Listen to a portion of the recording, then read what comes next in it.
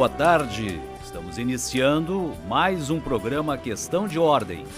Relembramos que este programa é promovido pelo curso de Direito e produzido pelo Núcleo de Produção Audiovisual, ambos da Universidade Luterana do Brasil. Questão de Ordem de hoje vai tratar das obrigações civis. Contamos com a presença em nossos estúdios do professor Olindo Barcelos da Silva, que é advogado, especialista em Direito Público, mestre em Direito, titular de um destacado escritório de advocacia em São Jerônimo, diretor jurídico da Câmara de Dirigentes Lojistas de São Jerônimo, professor das disciplinas de Direito Civil e de Direito do Trabalho e coordenador do curso de Direito da UBRA, do campus de São Jerônimo. Boa tarde, professor Olindo. Boa tarde, professor Paulo Regis. É um grande prazer e uma honra estar aqui no seu programa, não é?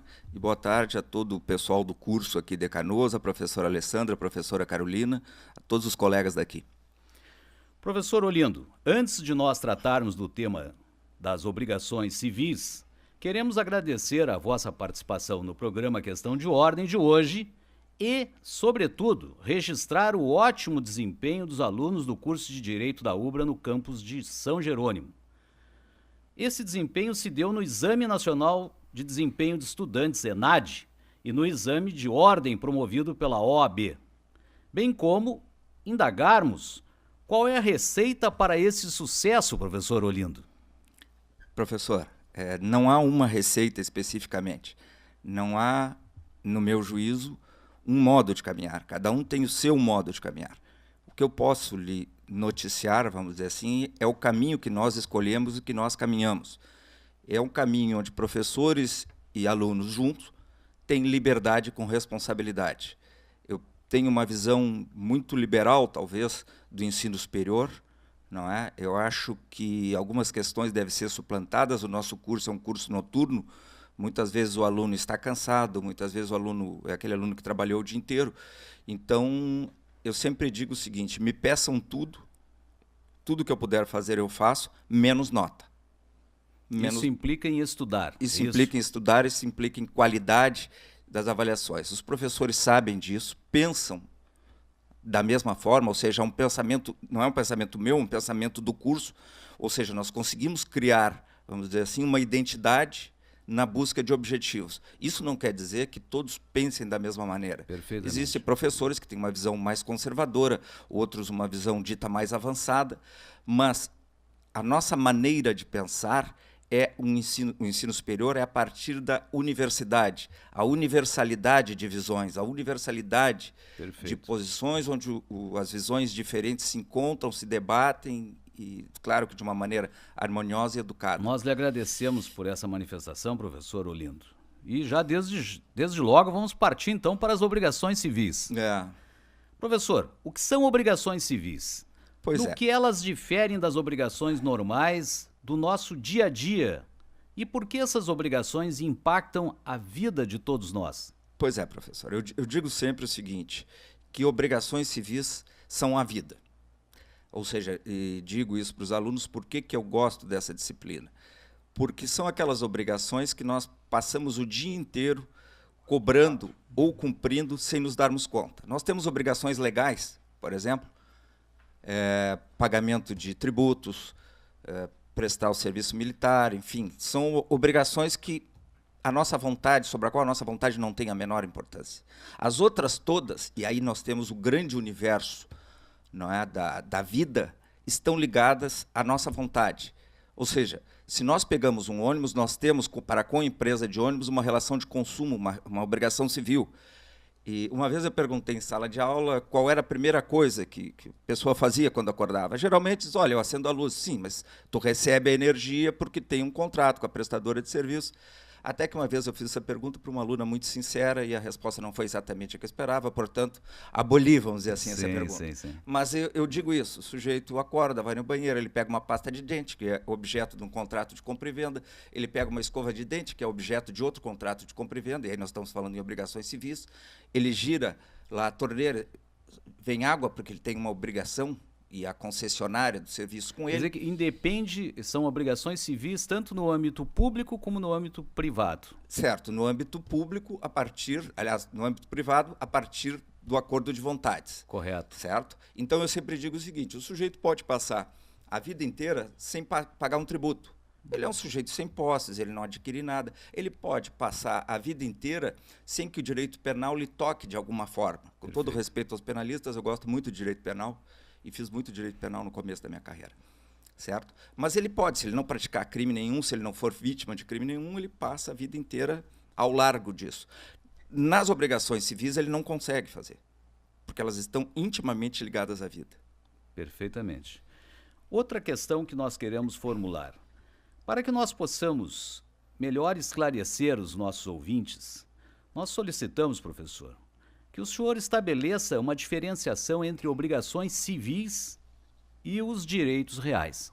Essa é uma questão aparentemente complexa, e é de certa forma complexa, né? Mas eu diria que as obrigações civis são aquelas contraídas a partir da vontade das partes, certo? Ou seja, eu posso cobrar da outra pessoa uma conduta, um dar, fazer ou não fazer. Por exemplo, se eu lhe compro um carro, eu lhe entrego o valor, o senhor me entrega o carro. A sua obrigação é um dar. Correto. Certo? Nos direitos reais, e até por isso as obrigações civis são ilimitadas.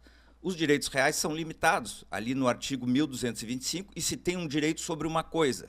Pegando, por exemplo, a propriedade. À medida que o senhor me entrega esse carro, não é? E a propriedade dos bens móveis se perfectibiliza pela tradição, eu passo a ter direito sobre o carro e não mais sobre nenhuma conduta humana. Da mesma forma como este direito em relação ao carro, esse direito real, eu posso opor contra todas as pessoas. Professor, muito esclarecedora a sua colocação. E vamos então, para nós nos encaminharmos ao fechamento desse bloco, lhe perguntar o seguinte: e se o devedor descumprir as suas obrigações, o que pode fazer o credor? O credor tem duas opções, certo? Primeiro, exigir o cumprimento forçado, se ainda for possível. Vamos voltar ao exemplo do carro. Eu lhe paguei, o senhor não me entregou o carro, eu posso exigir que o senhor me entregue o carro. Agora, pode ser que nesse meio tempo o senhor já tenha vendido um carro para um terceiro e entregue. Correto. E aí esse terceiro detém a propriedade. Aí o único caminho que me resta é ele acionar para pedir uma indenização. Então, Perfeito. Duas opções. Ou o cumprimento forçado do acordo de vontades, ou a indenização. Ou indenização.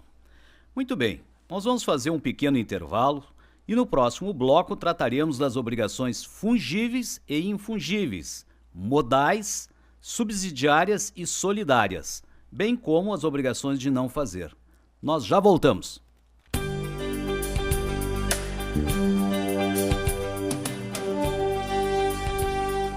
Estamos de volta com o programa Questão de Ordem, tratando hoje de obrigações civis com o professor Olindo Barcelos da Silva. Professor Olindo, o que são obrigações fungíveis, infungíveis e modais? Apesar do nome um pouco complicado, né, professor Paulo Regis, direito tem isso. Eu digo sempre o seguinte: o que são obrigações fungíveis? Aquelas que podem ser cumpridas por qualquer pessoa, que não precisa ser determinada pessoa, não precisa ser uma pessoa especial para cumpri-las. Por exemplo, se eu contrato com uma empresa a pintura da parede da minha casa, qualquer pintor pode fazer isso. Já se eu contrato com um pintor renomado que faça um quadro da minha família para colocar na sala, só me interessa que a obrigação seja cumprida por aquela pessoa.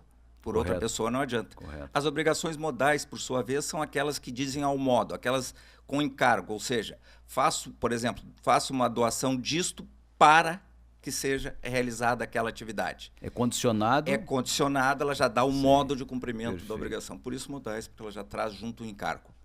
Ok. E em que situações ocorrerão as obrigações subsidiárias e solidárias, professor Olindo? Essa é uma questão muito interessante. As subsidiárias é quando eu tenho o que se chama de ordem de devedores. Eu tenho primeiro um devedor, depois o segundo devedor e o terceiro devedor. Eu não posso cobrar em primeiro lugar do terceiro devedor. Eu tenho que seguir esta ordem. Essa é a subsidiária. Certo. Sim. A responsabilidade do segundo devedor só surge quando eu não conseguir cobrar o primeiro.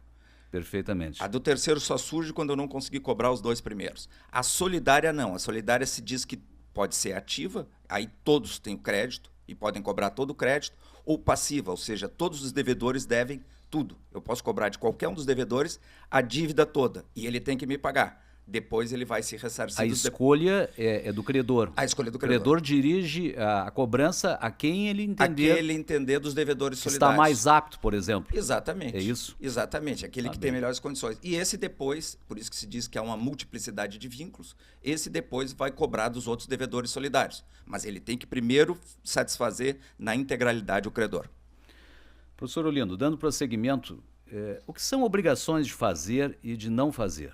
Aqui, isso normalmente, a própria expressão muitas vezes dá uma ideia, mas vamos tratar tecnicamente disso. Tecnicamente, então, deixa eu acrescentar uma coisa. A obrigação de dar é quando eu tenho que entregar alguma coisa.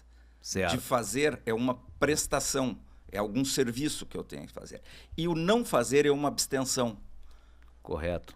Por exemplo, eu posso vender um imóvel e permitir ou colocar uma cláusula que o sujeito construa num prédio de no máximo tantos andares, certo? Ou seja, a partir dali ele tem a obrigação de não fazer. As obrigações de não fazer poderão estar previstas num plano diretor, por exemplo? Com certeza. Com certeza. Quando Vai eu estabelecer o gabarito de construção. de gabarito de construção, Sim. uma área, qual a prioridade que eu estou. Neste caso, embora seja direito público, nesse caso isso está regrado pelo Estatuto das Cidades. Correto. Certo? Correto. Mas uma obrigação que eu digo sempre que é de não fazer, que não está escrita, mas não precisa estar escrita, é o dever, por exemplo, o dever de sigilo do profissional.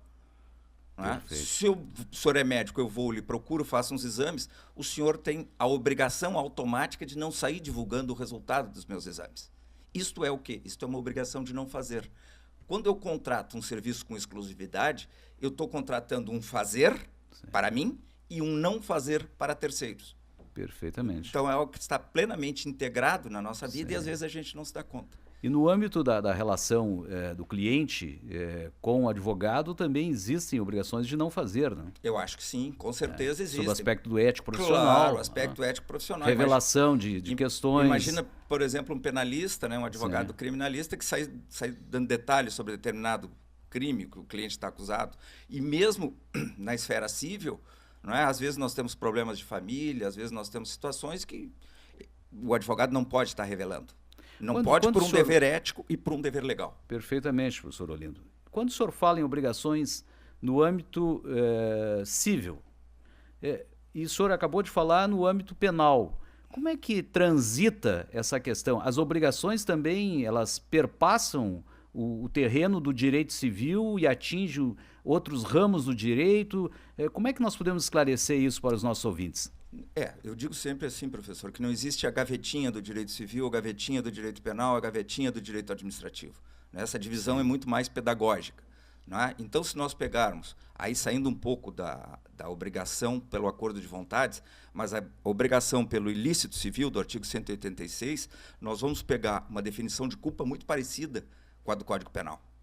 Não é? O delito implica também numa responsabilidade de indenizar. Perfeitamente. Então, todos os ramos do direito estão interligados. Sim. Na área do direito do trabalho, o que é, por exemplo, o aviso prévio, que não a notificação prévia para a extinção de um contrato a prazo determinado. A mesma coisa. Professor Olindo, para nós fecharmos esse bloco, nós vamos elucidar os nossos ouvintes, solicitando que o senhor diferencie uma obrigação líquida de uma obrigação ilíquida. E, finalmente, o que é uma obrigação propter rem? Vamos lá. A obrigação líquida é aquela que eu já sei qual é o valor. Existe a certeza da obrigação e já existe o valor. Ou seja, o senhor bate no meu carro. Com certeza o senhor tem que me indenizar. Agora, ao invés de ele cobrar, por hipótese, R$1.000, eu quero lhe cobrar R$10.000. O senhor diz, não, eu tenho responsabilidade, mas não por tudo isso. E aí nós vamos discutir a liquidez da sua responsabilidade. Ou seja, ela não está definido O quanto. o quanto. Exato. Essa é ilíquida. Essa é ilíquida. A líquida já está definida a certeza do cumprimento e o quanto. Por exemplo, um título onde o valor locatício que está expresso... R$1.000. R$1.000. A obrigação é certa e líquida. Perfeitamente. Já líquida. Agora, muito bom exemplo. Esse exemplo que eu lhe dei, eu bato no seu carro, eu concordo que eu sou responsável.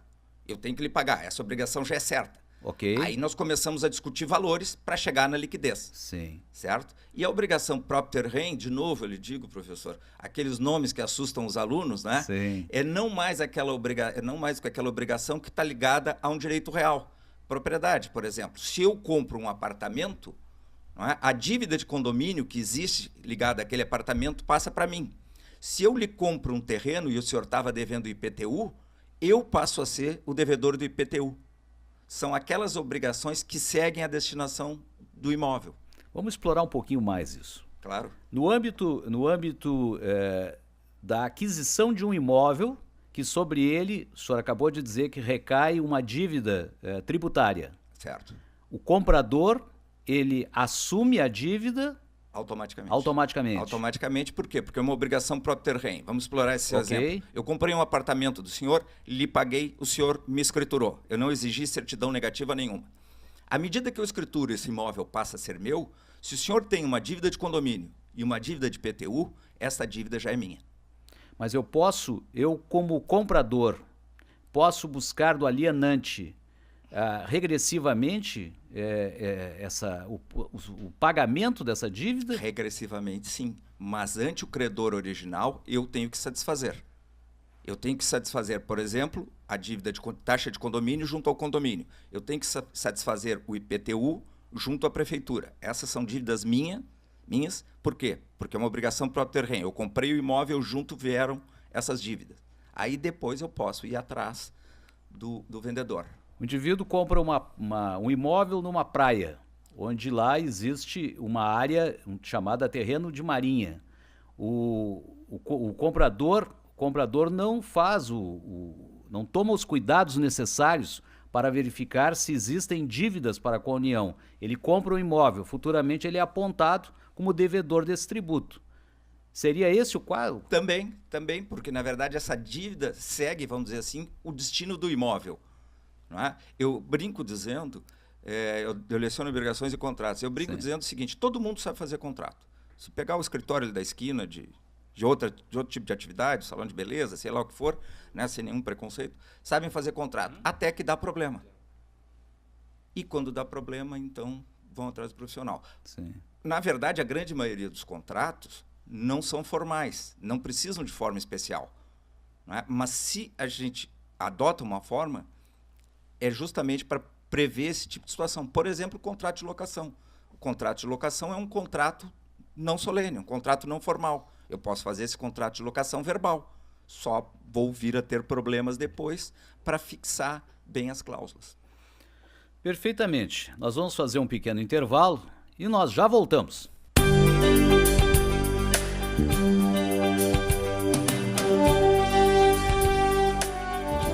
Estamos de volta para o último bloco do programa Questão de Ordem.